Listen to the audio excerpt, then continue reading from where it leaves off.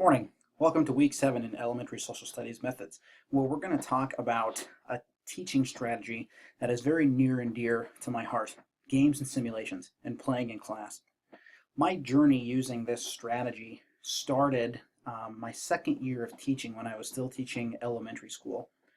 I had come to the end of my first year, and I had asked myself, I was reflecting on the year, and I recognized that I had a favorite content area that I liked to teach, which was social studies and history for my elementary students.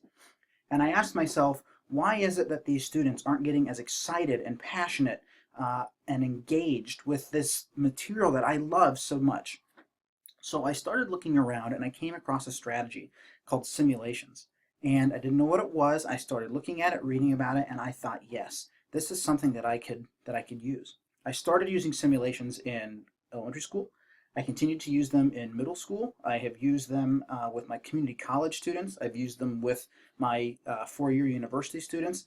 I have personally experienced them at the graduate and the doctoral level now. And I have found in my own personal experience that the level of engagement, the level of excitement while using simulations in class is unparalleled compared to any other type of teaching strategy that I have used.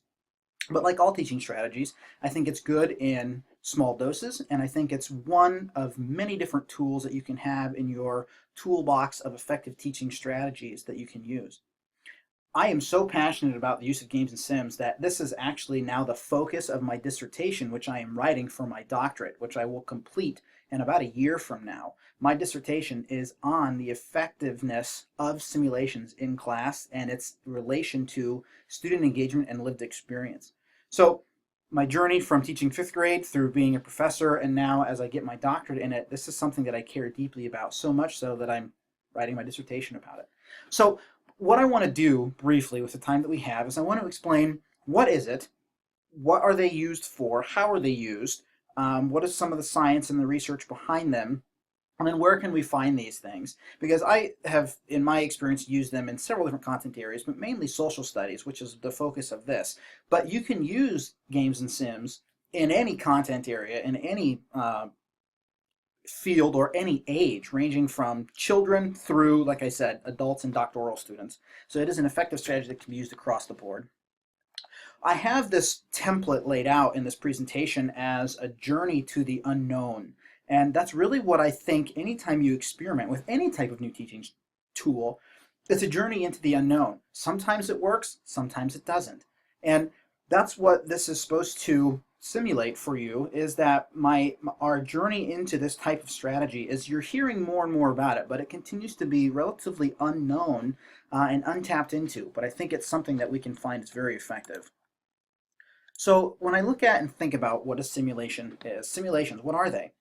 Using the definition from the Scholastic Easy Simulations series, which you could go to Amazon and type in Scholastic Easy Simulations, and there's like 5 different, I think, published books on different topics. And the definition that they use, which is the definition that I'm actually using in my dissertation as well, is a simulation is this.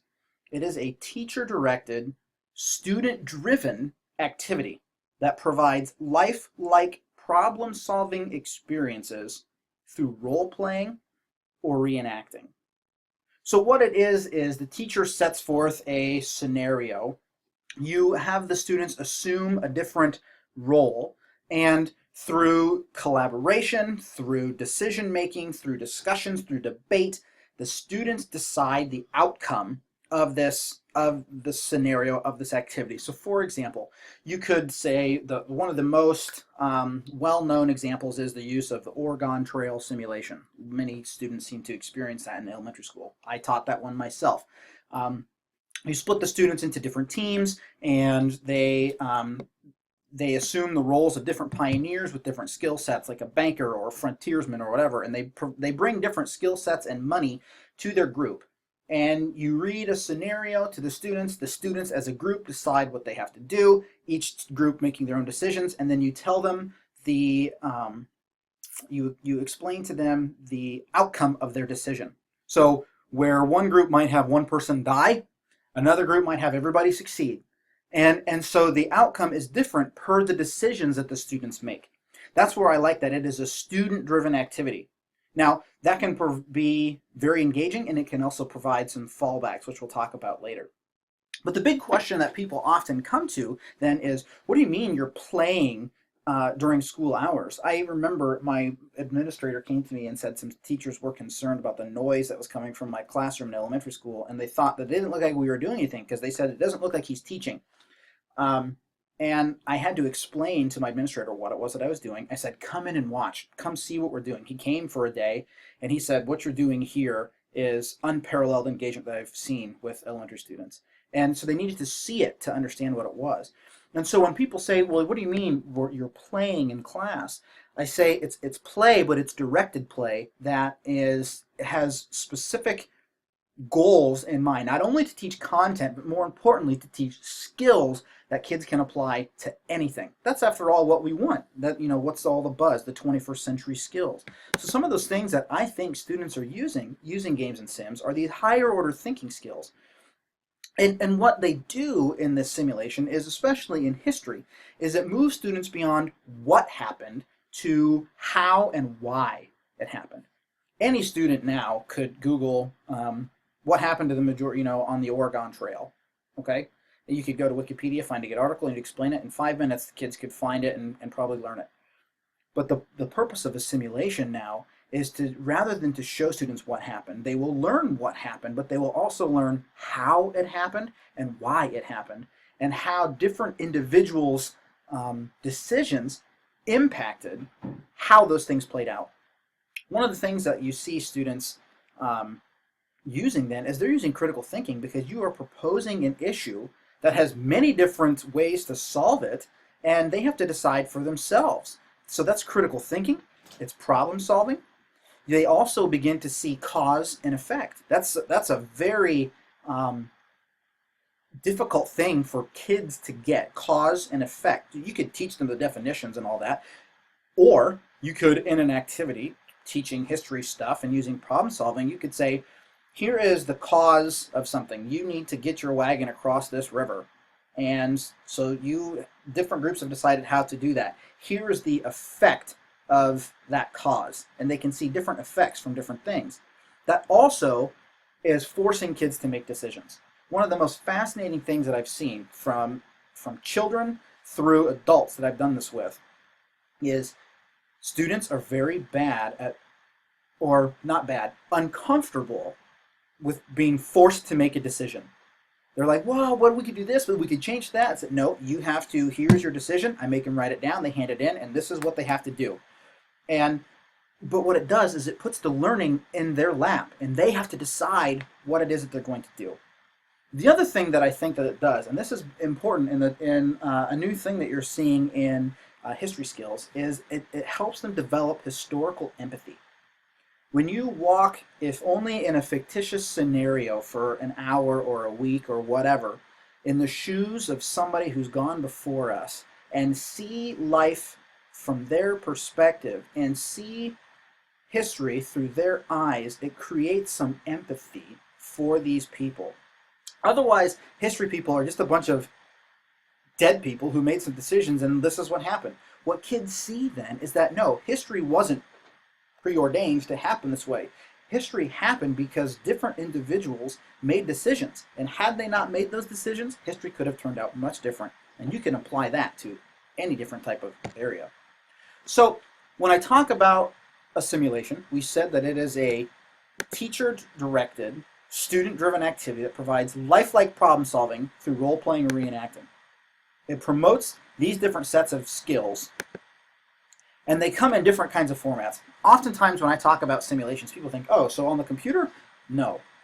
There are computer simulations, but what I prefer to do old-fashioned paper and pencil in-class activities where students are interacting with each other.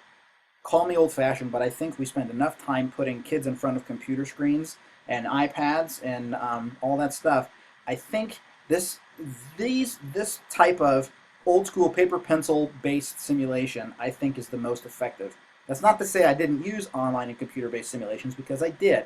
and I can suggest some for you if you think about using them.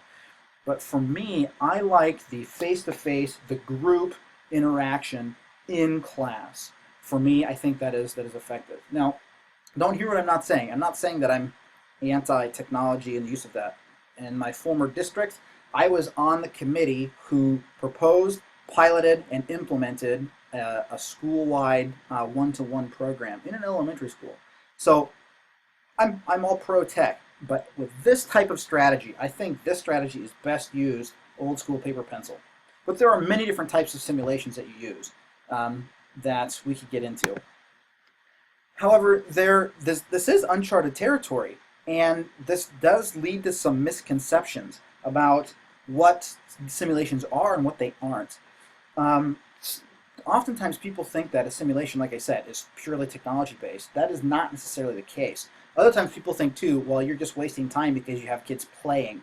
And I think there's a misconception about the value of play. And in this week's readings and in other places, you can look up, there is a significant amount of research coming out that says playing in education is becoming very valuable for our students because kids are playing less and less. And the values of play, particularly targeted play towards a direct goal, like what a simulation does, can be very effective for kids. The other misconceptions are that it's a lazy teaching tool because the teacher sits back and just lets kids do what they want. That's not true at all. It takes an immense amount of classroom management. It takes an unfathomable amount of time on your part as the teacher to effectively plan and implement a simulation for your class. I'll give you an example. I did a simulation with my, I'm going to do it this fall, and I've done it in the past, with my Western Civ course on campus. And it's where we put the students in the scenario of the Greeks when they're fighting during the Peloponnesian War, when they're fighting the Athenians. And it took me weeks and weeks and weeks of planning. The teacher manual for this book was 130 pages. That's just the rule book. That's not the papers that you give the students. And it takes an immense amount of time and planning. For example, the activities that I did in fifth grade, which lasted 42 minutes a day for 5 days straight, simulation of the Oregon Trail or Age of Exploration, that took me, I think, 2 months of planning prior to the implementation of it. It took 4 days with the kids to get them ready, 5 days to implement the simulation, and 1 day afterward to debrief. And so it takes an immense amount of planning. So people, this misconception that it's lazy teaching, I would disagree. Like I said, this can take you to new highs. I have never seen students more motivated and more excited to play, to get in, to assume the role of people. I actually did the Oregon Trail simulation that I did with my elementary students with my on-campus social studies method students. We played, and they asked if we could continue playing at the next class period because they were having so much fun doing it. I truly believe that they are one of the most motivating and engaging tools that I have yet to find. What I like about it is that it's learning by doing. You see the shaping of history, and it's not this passive learning where the teacher is just simply talking to students. We know the research behind that you can't do that all the time, nor is it that effective. I think there's a time and a place for it.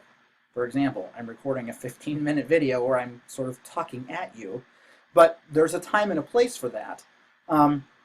What I like about Sims is that it is active. You make people get up and move around the room and interact and be loud. And that, I think, there's a time and a place for that, and simulations are a fun way to do it. I believe that it will lead to a depth of understanding and content far beyond what I could do if I just had students do worksheets, which I'm very anti-worksheet, or just simply talking, or just simply reading. I think all those things together combined with simulations can make for a more effective. Like I said, it moves from simply what to why things happen.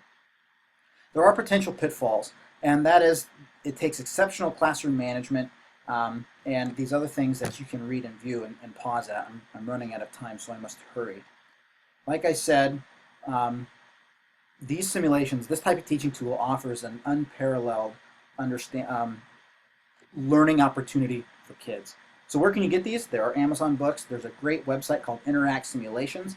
You can find online resources, and if you would want, contact me and I can give you a list, or maybe I'll create a list to send out.